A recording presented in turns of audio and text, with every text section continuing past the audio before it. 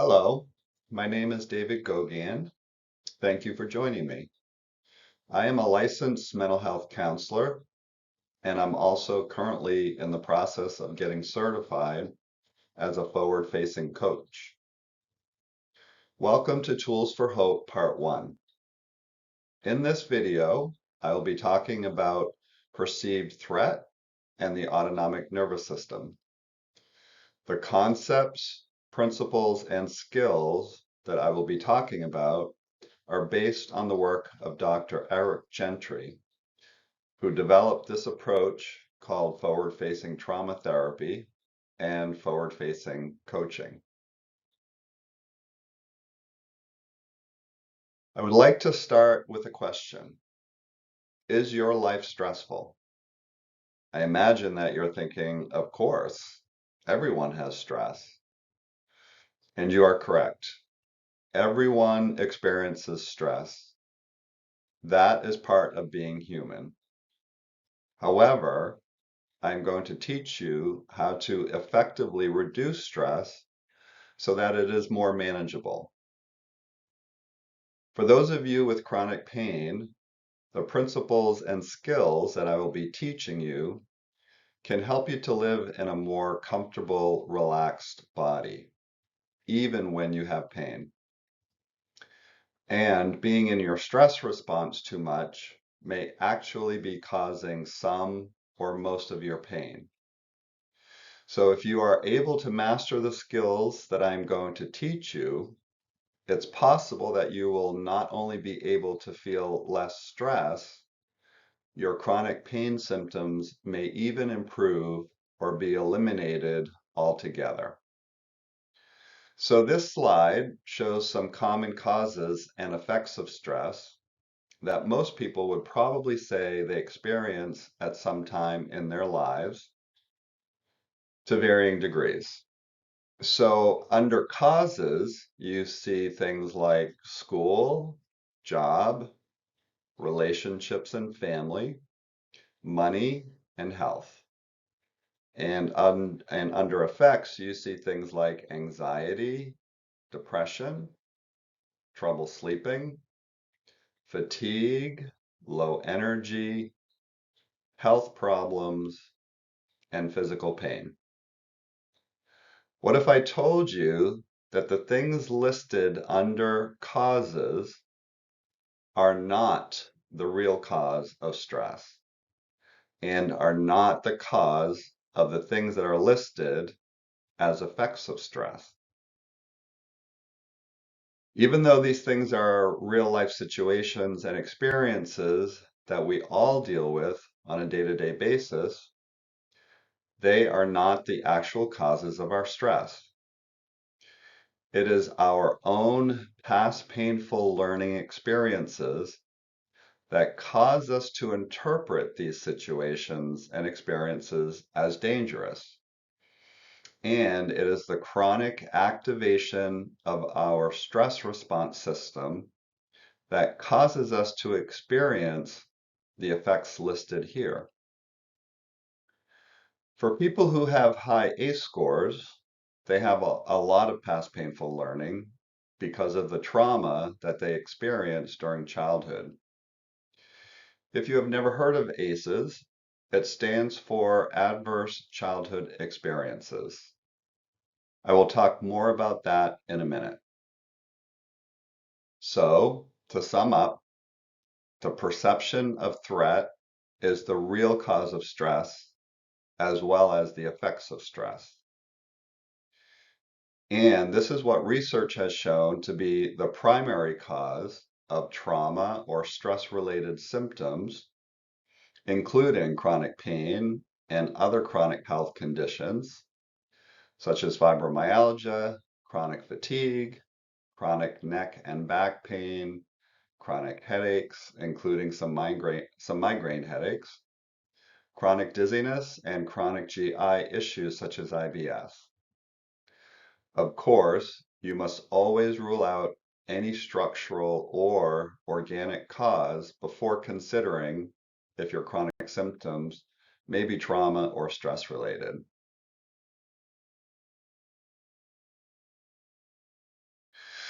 Okay, now we're going to watch a short video about adverse childhood experiences. This was a major landmark study by Dr. Vincent Felitti at Kaiser Permanente and Dr. Robert Anda with the CDC.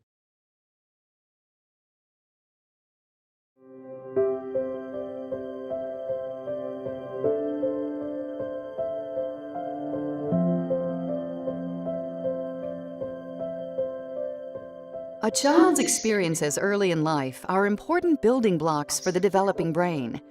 Genes, nature, are like the blueprint. They provide the basic framework for brain development. However, genes do not design the brain completely. Environmental influences, nurture, fine-tune how the brain works by shaping which brain connections get used. Connections that are used more grow stronger and more permanent, whereas ones that do not get much use fade away. Together, genes and the environment build the foundation for all future development. Safe, stable, and nurturing relationships early in life lead to healthy development. But children's brains capture other experiences as well.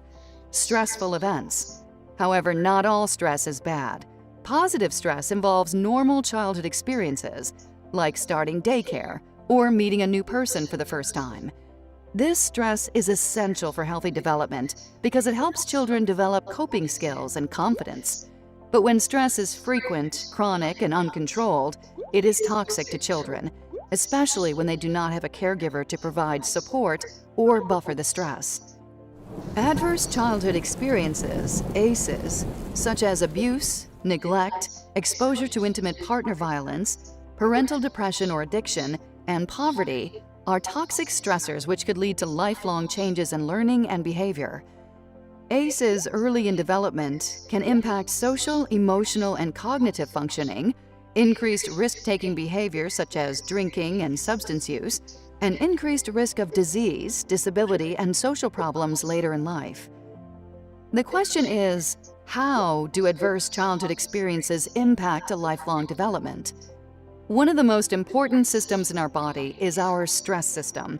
It's activated when we experience stress. We become alert, our heart rate increases, and so do our stress hormone levels, cortisol and adrenaline.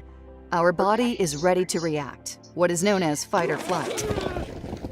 A short period of time after the stress is over, or if a child receives support from a caregiver, the stress response turns off and the body returns to a normal state. Adverse childhood experiences create stress responses that stay active, and without the support of a caregiver, the system has difficulty shutting off completely. This constant and prolonged activation can affect immune system functioning and increase the chances of sickness, infection, and disease. Prolonged activation of stress hormones is also toxic to the brain.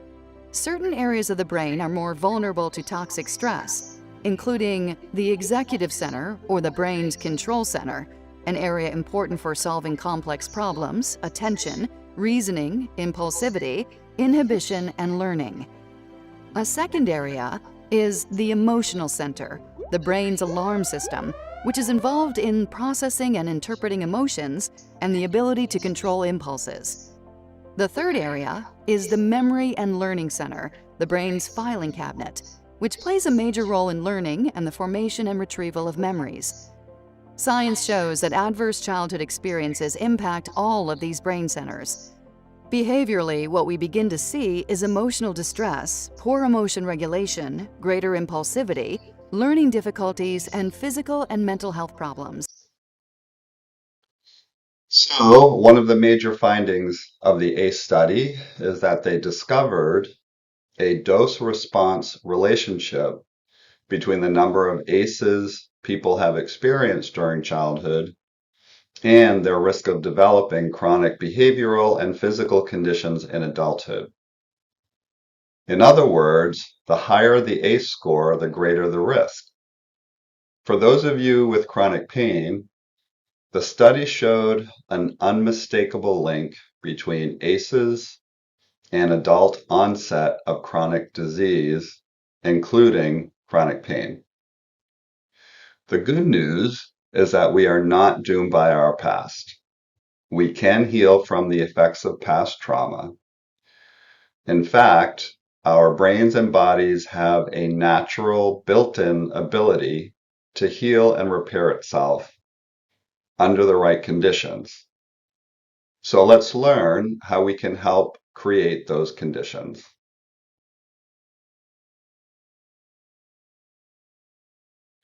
So I would like to ask you to look around the room that you are in right now and ask yourself these questions.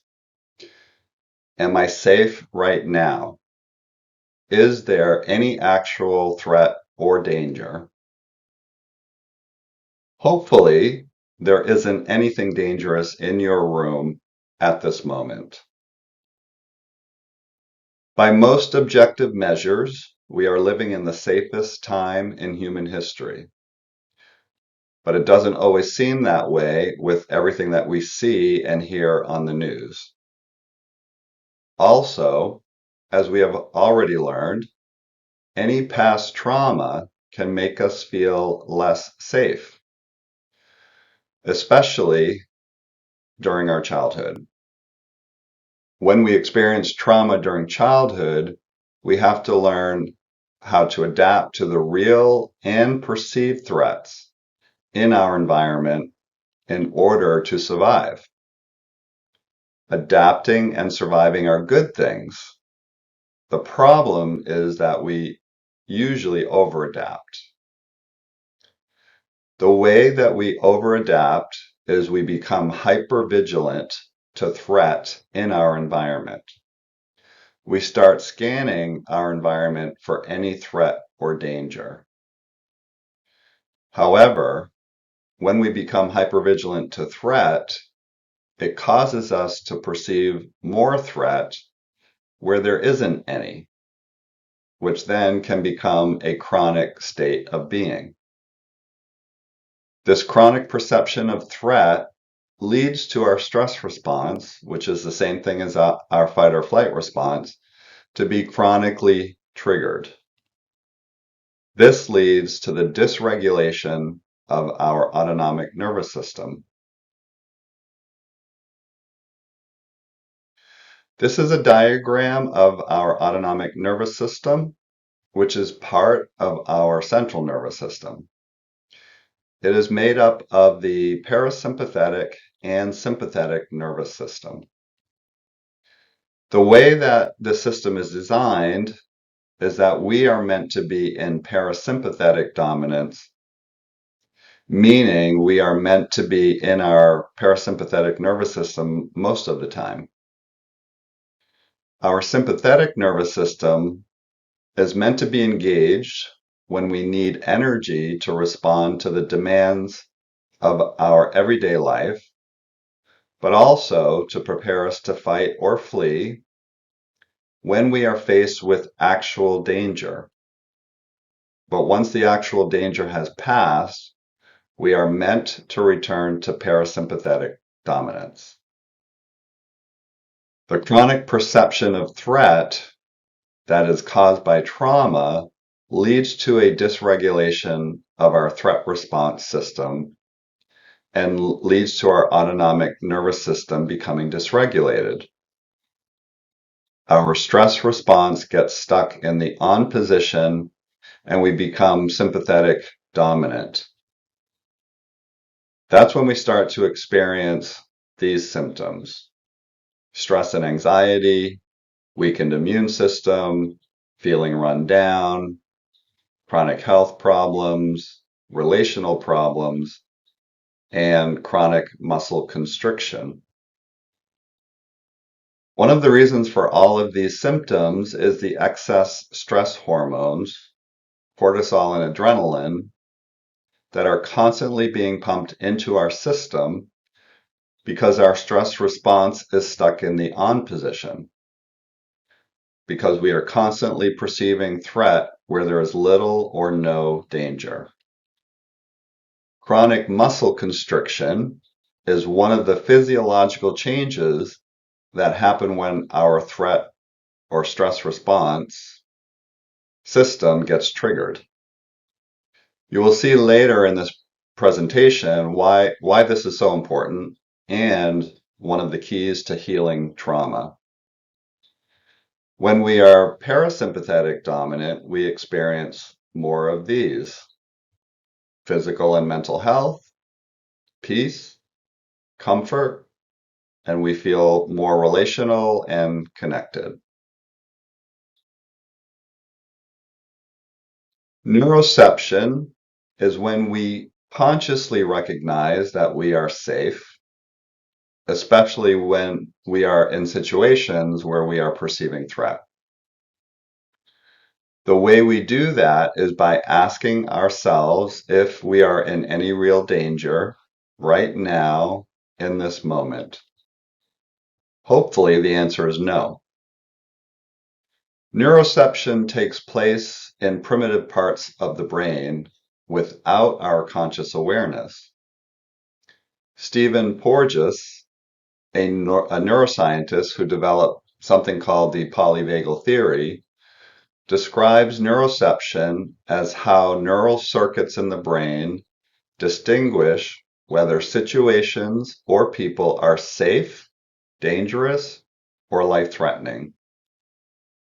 A good example of this is when a baby coos at a caregiver but cries at a stranger, or why a toddler enjoys a hug from a parent but screams or runs away when someone they don't know tries to hug them. Being able to consciously and intentionally recognize that we are actually safe, even when our body is already beginning to respond to a perceived threat, is essential for interrupting the fight or flight response and allowing us to regulate our autonomic nervous system.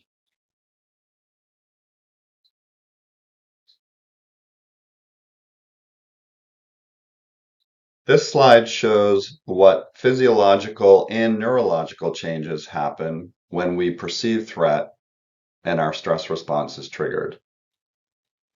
When our bodies perceive threat, again, whether the threat is real or not, they respond by transitioning from parasympathetic nervous system dominance to sympathetic dominance, getting ready to fight, flee, or freeze. When our sympathetic nervous system is dominant, we lose access to rational thought and we become cognitively impaired.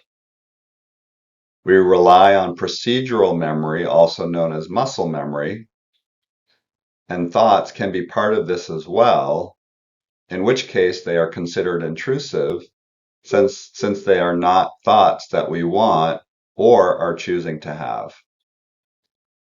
Our bodies are in crisis mode, which is only really helpful for 30 to 60 seconds at a time. Painful past learning creates perceived threats that our bodies respond to as real threats in everyday life. Using acute relaxation or self-regulation, which we will get into more in the second and part two of this, we can interrupt the threat response and restore a sense of true self. We will talk more about self-regulation and teach you different ways to do that in the Tools for Hope Part 2 video.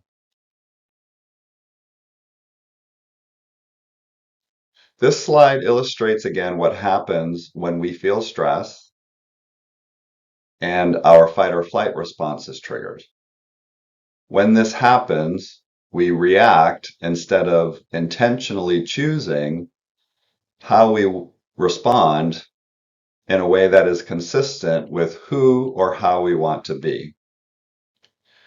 Remember that when we feel stress, it's because we are perceiving threat, which triggers our fight or flight response. When this happens, our muscles constrict and an increase in the stress hormone adrenaline creates more energy in our body. At the same time, as we have already discussed, our neocortical functioning decreases. Or in other words, we lose access to our thinking brain. When our fight or flight response is triggered, we are biologically compelled to get to safety, either through aggression, which is fight, or avoidance, which is flight. This causes us to engage self-defense behaviors that we learned when we were growing up to adapt to real and perceived threats in our environment. Over time, these self-defense behaviors become conditioned responses that we engage when we are perceiving threat in the present because of our past painful learning.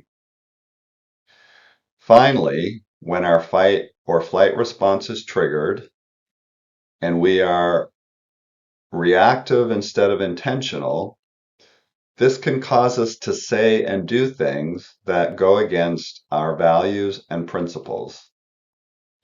In other words, we react in ways that breach our integrity. When this happens, we are not who we want to be. This slide illustrates how our past painful learning causes us to perceive threat in the present, which triggers our fight or flight response and puts us into sympathetic dominance. This slide illustrates one of the changes that happens in our brain when we perceive threat. There is an increase of activity in our basal ganglia, and we experience an increase in anxiety. Finally, one of the key takeaways I hope that you will take from this video is that the perception of threat is the real cause of stress. This is the end of Tools for Hope Part 1. Thank you for watching.